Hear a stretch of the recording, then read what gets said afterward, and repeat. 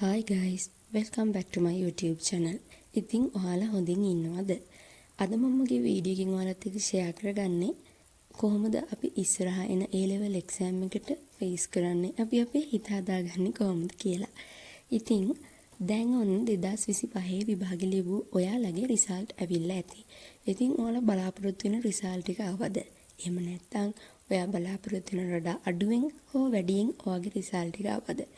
ඉතින් ඒ දවස ගැන ඔයාලා සමහරට මතක් කරන්න ගොඩක් කැමති ඇති. ඒ වගේම තව සමහරු ඒක මතක් කරන්නවත් අකමැති ඇති. තාමත් ඔයා ඒ රිසල්ට් එක ගැන හිත දුකින්ද ඉන්නේ. එහෙම ඉන්න එපා. මොකද අපි කොච්චර දුක් වුණත් අපිට ආයේ රිසල්ට් එක හරි ගස්සන්න බෑනේ. අපි කොච්චර ඇඬුවත් අපිට ආයේ ඒ තුනක් එයිද? එහෙම වෙන්නේ නැහැ. ඒකෙන් වෙන්නේ තවත් ඔයාගේ වටිනා කාලය වැය වෙන එක විතරයි. ඉතින් එහෙම කියලා හිත හදාගන්න. මොකද මාත් එහෙමයි මගේ හිත හදාගත්තේ. මේ මගේ තර්ඩ් ෂයි එක. ෂයි දෙකක් ලියලත් මම බලාපොරොත්තු වෙච්ච හිණේට මට යන්න බැරි වුණා. හැබැයි මං හිතාගත්තා මං තර්ඩ් ෂයි එකේ හරි කොහොම හරි ඒක කරනවා කියලා. සමහරුන්ට වගේ අපිටත් තිබ්බා එක්ක අපේ හිණේ මගින් නතර කරන්න. නැත්නම් එන ඕනිම කැම්පස් එකකට දාන්න උනත් තිබ්බා. හැබැයි සමහර අයගේ හිණේ කැම්පස් යන එකම නෙමෙයි. අපිට වෙන ටාගට් තියෙන්න පුළුවන්. ඉතින් අපි ඒ ටාගට් පස්සේ යන නිසා අපි තමයි දන්නේ අපේ හීනේ අපි නතර වෙන්න ඕනේ කොතනින්ද කියලා. ඉතින් එහෙම අය තවත් ඕන තරම් ඇති. තමන්ගේ හීනේ වෙනුවෙන් ගොඩක් මහන්සි වෙන අය. ඉතින් මම මගේ රිසල්ට් එක අඩු නිසා මම කැම්පස් ගිය කීප දිනෙකින්ම මේ ගැන ඇහුවා. ඒ වගේම මගේ හිත හදාගන්න මට ඕන වුණා. ඉතින් ඒ වෙලාවේ මෙඩිකල් ෆැකල්ටි ගියපු කීප දිනක එක මම කතා කරා. එයාලා හැමෝම කිව්වේ ෆස්ට් ෂයි කැම්පස් එන අයට වඩා second shy third shy campus එන අය තමයි මෙඩිකල් ෆැකල්ටි වල නම් වැඩි කියලා. ඉතින් ඒ නිසා අපි මං හිතනවා තව පරක්කු නැහැ කියලා. මොකද අපි ඉස්සරහට ගිහිල්ලා පසුතැවෙන්න වුණොත් ඒක හරියන්නේ නැහැනේ. ඉතින් එයාලා නම් කිව්වේ දවසට පැය 15කට වඩා වැඩ කරලා පාස් පේපර්ස් ටික හරියට කරගන්න ගමන් ඉතින් ඒ හරියටම කවර් කරගත්තොත් අපිට අපේ හීනෙට යන්න ගොඩක් ලේසි වෙයි කියලා. ඒ වගේම අපිට ගොඩක් වීක් පොයින්ට් ඒ වගේම අපි ගොඩක් දේවල් වලට ඇඩික්ට් වෙලා ඉන්නවා නම් අපි ඒ දේවල් වලින් මේ මාස 4 ඈත් වෙලා ඉමු.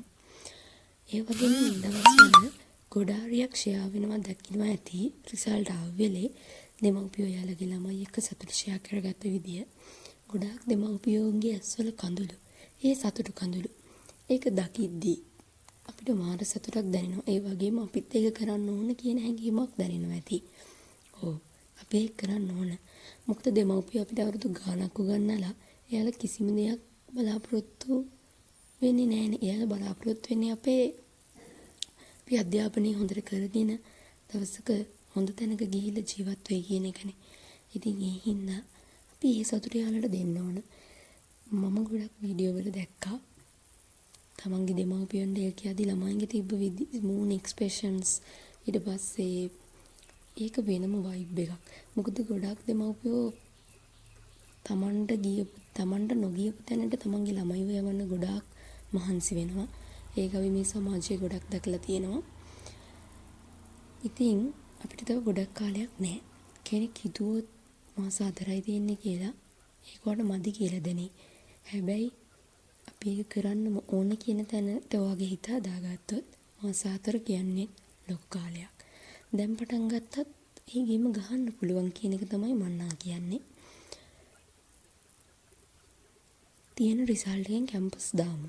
හැබැයි අපි තර්ඩ් ෂයි එක කියන එක අමතක නොකර ඉමු. මොකද තර්ඩ් ෂයි විතරක් නෙමෙයි.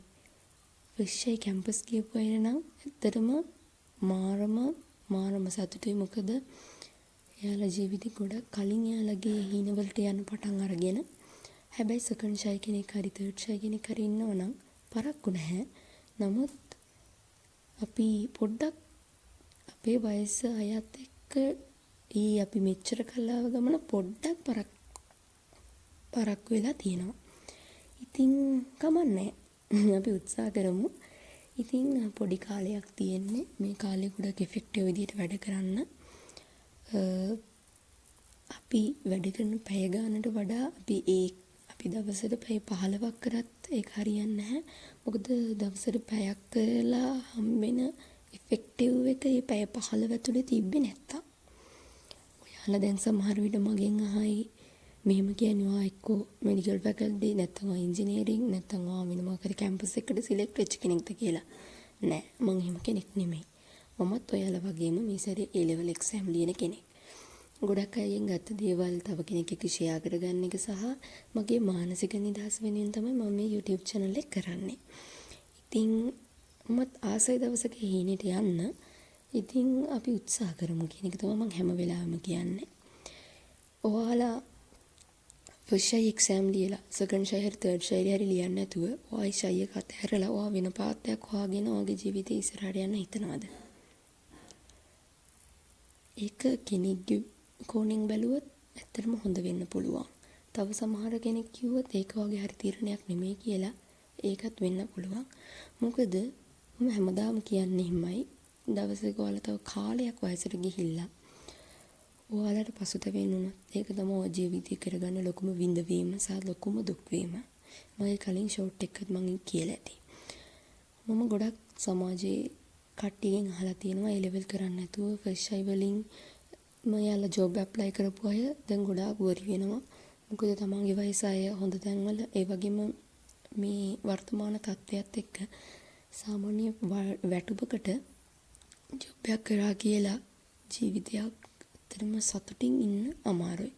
සල්ලිම නෙමෙයි සතුට කියලා කෙනෙක් කියන්න පුළුවන්. හැබැයි සතුටු වෙන්න සල්ලි තියෙන්න ඕන. සල්ලි නැති අය සතුටින් නැහැ කියලාත් නෙමෙයි මං කියන්නේ. ඒ වුණාට ජීවිතේ එන්ජොයි කරන්න නම් අපිට සල්ලි තියෙන්න ඕන. මං හිතන විදිහට සමහර අයට ෆස්ට් ෂයි එකට වඩා සෙකන්ඩ් ෂයි එකේ රිසල්ට් අඩු වෙන්න පුළුවන්. සෙකන්ඩ් ෂයි එකට වඩා තර්ඩ් ෂයි එකේ අඩු වෙන්න පුළුවන්. රයිට්. දැන් අපිට කරන්න දෙයක් නැහැනේ. අපිට තියෙන එකම ඔප්ෂන් එක තමයි තව සැරයක් උත්සාහ කරන එක. ඉතින් අපි ඒක ඒ විදිහට කරමු. ඒ වගේම මම කියන්නේ නම් හැම වෙලෙම ඉෆෙක්ටිව් විදිහට වැඩ කරන්න.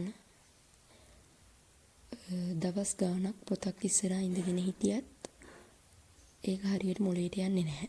මොකද මම ඒක ඇත්තටම අත්දැකීමෙන් කියන්නේ. මම ෆස්ට් ෂයි මම මාර විදිහට මහන්සි වෙච්ච කෙනෙක්. හැබැයි ඒකේ මහන්සි වීමේ විදිහට මට හරියට රිසල්ට් එකක් ආවේ නැහැ. පොඩි වෙලාවක් නිදාගෙන ගොඩ වෙලාවක් පාඩම් කරා.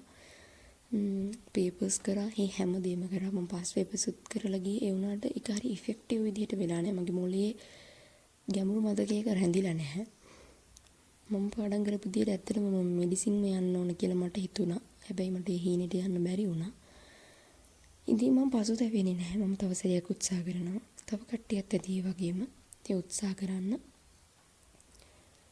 A level වල chance 3ක් දීලා තියෙන තුන්වරම උත්සාහ කරන්න.